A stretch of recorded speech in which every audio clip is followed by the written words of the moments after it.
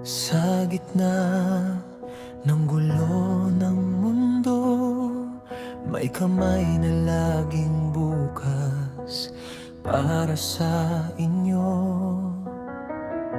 Hindi hadlang ang pagod at puyat, basta mapuntahan lang kayo. Tutulong sa abot ng kanyang makakaya.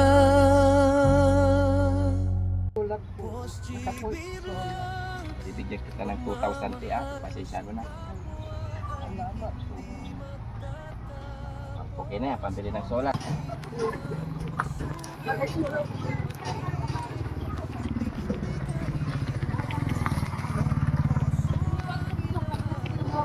Kaya dito pa po na. Mary Jane. Si Mary Jane. At sa atin dahil dinudulog ni ate ay sa Ay, ang solar lang. ang sulat. Ba't naiyak si ate? Hindi, ngayon po. Ha?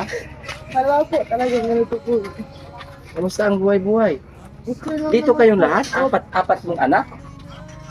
Opo. Kasi tapos yung asawa ko dun sa loob. Kasi pag umulan po, tumutulog po dun sa loob. At dito na lang po kami yung mga anak ko. Mga kuryente. Opo, wala po yung mga panel po nandun lahat po sa taas. Gano'n kahirap ang buhay, te. Pero yung hirap ng buhay na. Pwede pumasok, te. Dito. Ay, yung nagluluto si ate, oh. Kusina mo to. Opo, palusot po yung space po. Kasi nakikita naman po lang naman kami dito. Dito namin ano po. Yung may-ari po nito, ito lang, kahit maliit na lang yung kinaano niya. Sana yung mga anak mo, te? Ano po, nandun sa biyanan ko po, kasi dumating yung pinsan nila, Ano yung pangalan ni ate? Mary Jane po, Mary Jane. Vergara po. Mary Jane Vergara. Siya po ay lumapit sa Daddy Frankie habang may tinutulungan si Daddy Frankie dyan. Lumapit kay Boss JB para natin makakalimutan ng sitwasyon. Apat na anak. Ang ilang taon yung pangalan mo, te? Ano po, 13 po, 13 years old. Babae na lang. ay babae po, tapos yung pangalawa lalaki, babae, tapos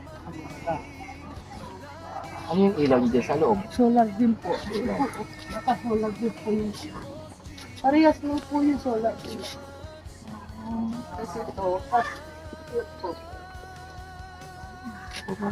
Ito yung mga panel ng mga solar na. Pinapaaraw mo na lang. Opo. Ay, ang liliit, no? Opo. Kaya kahit solar lang po. Ang hinihiling ni Ate Mary Jane ay solar daw sa kanyang bahay. Hindi siya mahihirapan pag sa gabi. Kasi itong cellphone nakikicharge na lang po kayo namin. Sabi ko naiyak. Hindi ko alam. Talagang pag humingi ako ng ganito. Huwag kang umiyak kasi ito yung gawain namin, te. Ang gawain ng Team Daddy Frankie ay mangumusta sa inyong mga kababayan natin na katulad mo. Nakatulong sa amin na namin makikita. Kaya namin, kasi siya na. Ganun po. Humingi ko lang naman po yung solar. Bukod sa ano, te, gaano kahirap ang buhay? Gaano kahirap yung dinadala mo yung problema mo dito sa kita? Mataas ng 200 sa araw-araw niya. 200 a day Opo. na dinadala niya dito. Ano ba yung trabaho ni... Nangangalakal lang po. Nakakalakal daw mga kababayan ng kanyang Bihirap po asawa. ng puulong niya. Ang hirap ng puhunan para makabili ng mga buti-buti, no? Laban lang ito, no? Tapos ako, nagtatanim-tanim ng gulay para kahit walang pambiling ulam, may gulay na po. Gaya niya, no? Nagtanim siya ng kamuting, ano, no? Andyan po, pichay, mga talong po. Gaya niya, no? May mga... Kasi naman po mabait yung may-ari ng lupa, pinatira po kami dito. Ilang taon na yung asawa mo, te? 41 po, 51 pa ikaw, 33 3 years old, saka 41 years old. Tapos may 4 na anak, no? po. Nag-aaral yung mga anak mo, te? Ako, Doon lang si tatay kumukuha ng ano, ng pang araw-araw Minsan ninyo. po, sinasamahan ko siya. Tulad na yun, nagbabalat ko kami ng mais. Nag-ano lang po ako kasi masakit na po yung kamay ko. Nagbabalat ng mais. Oo. Init. Opo. Nagpahinga po kami ngayong dalawa kasi masakit na yung mga kamay namin. Okay lang tayo, yung videos na to is upload namin sa Facebook. Okay lang po. YouTube, okay lang. Mga kababayan, tulungan natin si Ate Mary Jane dahil lumapit sa amin na naawa ako mga kababayan dahil lumapit doon tapos naiiyak na siya. Hindi ko rin alam kung ano yung sitwasyon niya kaya minabuti ng Team Daddy Frankie na puntahan ang kanilang bahay at ito mga kababayan ng bahay nila. Hirap talaga ng buhay. Isa, naawa ako kaya nilapitan ko si Ate Mary Jane. Ate Mary Jane, hindi ko na po pahabain ang videos na to. Basta ito, pasensya ko na. Magkano ba yung solar? Hindi ko po alam. Magkano yung ganyan solar na nabili mo? Kasi ano po yan, galing sa scrap din po yan. Pag nakikita ng asawa ko, ginagawa niya Ginagawa po. niya na lang.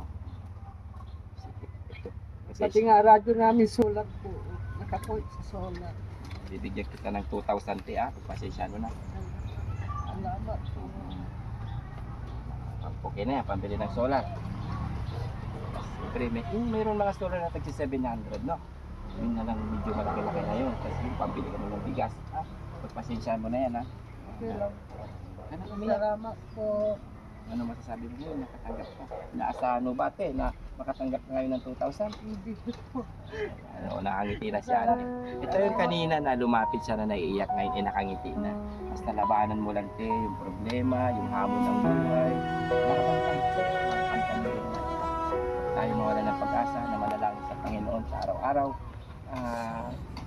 Pag-pray natin yung mga hiling natin sa buhay. Kaya diretso lang, no? Yan, mga kababayan, maraming salamat.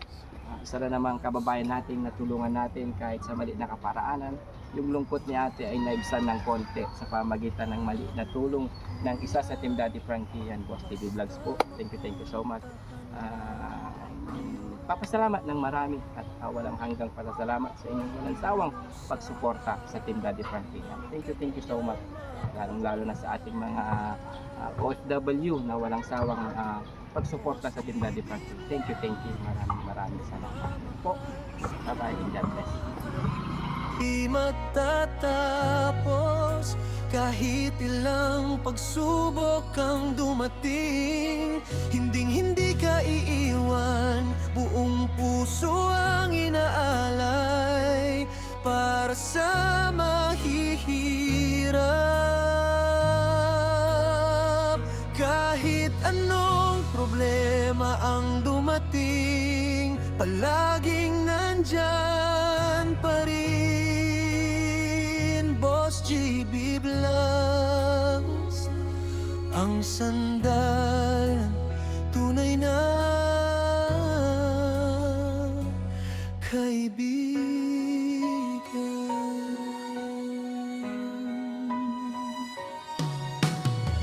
Simpleng ngiti mo, tunay na ligaya.